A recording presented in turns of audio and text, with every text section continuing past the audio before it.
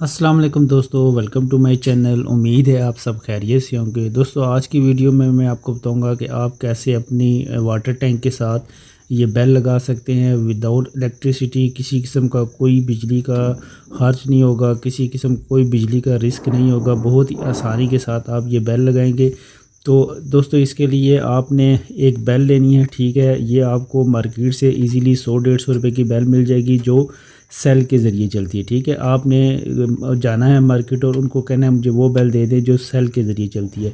तो इस तरीके से आपने बेल ले लेनी है और उसके अंदर इस तरीके से 2 सेल डालने हैं। 2 सेल डालने के बाद अभी मैं इसको आपको चला कर दिखाता हूँ, ठीक है। इसके मुख्तलिफ़ म्यूज़िक हैं, ठीक है। 5-6 म्यूज़िक होते हैं, तो आप इसमें कोई भी म्यूज़िक सेलेक्ट कर सकते हैं, ठीक है। ये जब भी इनके 2 पॉइंट आपस में जब होंगे तो ये इस तरीके से इसका म्यूज़िक बजेगा। 5 सेकंड का 3 सेकंड का एक म्यूज़िक होता है।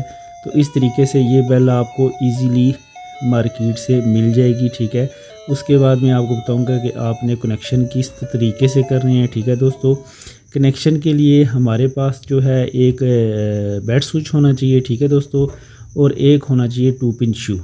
तो ये 2 चीज़ें हो और आपके बिल्कुल कनेक्शन कंप्लीट हो जाएंगे। तो दोस्तों इसमें जो आपने एक तार के पीस लेने हैं, तार उतनी आपके पास होनी चाहिए जो आपकी ऊपर टैंकी तक पहुंच जाए। और इस बेल को आपने अपनी मोटर वाले स्विच के पास भी लगा सकते हैं, ताकि आप जब भी उसका स्विच ऑन करें तो साथ आपने इस बेल का स्विच भी ऑन करना है, ठीक है। तो इस तरीके से आपने कनेक्शन करने हैं कि आपने एक तार, जैसे कि ये मैं एक छोटा सा पीस जो है वो एक बेल की एक सिरे पर जोड़ा हूँ और जो दूसरा सिरा है बेल का, जो दूसरी तार, उसको हम बेड स्विच के पॉइंट से जोड़ेंगे, ठीक है दोस्तों। वीडियो आपने पूरी देखनी है। ये वीडियो देखने के बाद आप इजीली ये अपने वाटर टैंक के साथ लगा सकते हैं और पानी को ज़ाया होने से बचा सकते हैं, ठीक है। तो इस तरीके से आपने तार का जो दूसरा सिरा है वो आपने बेड स्विच के एक पॉइंट के साथ लगाना है और अच्छे तरीके से टाइट करना है।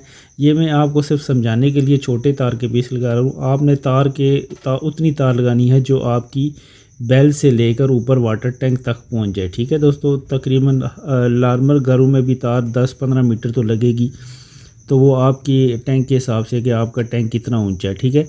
तो इस तरीके से एक तार आपने जो होगी रेड या ब्लैक कोई भी कलर हो, वो आपने बेल के एक तार के साथ लगानी है और दूसरी तार आपने बेड स्विच के एक इस तरीके से पॉइंट पर लगानी है, ठीक है।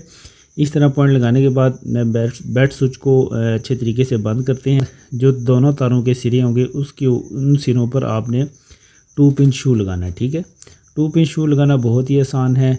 ये देखें, इस तरीके से एक कोई भी तार आप एक सिरे में दे दें और दूसरी तार का सिरा आप इस तरीके से आप शू के अंदर दे सकते हैं, ठीक है।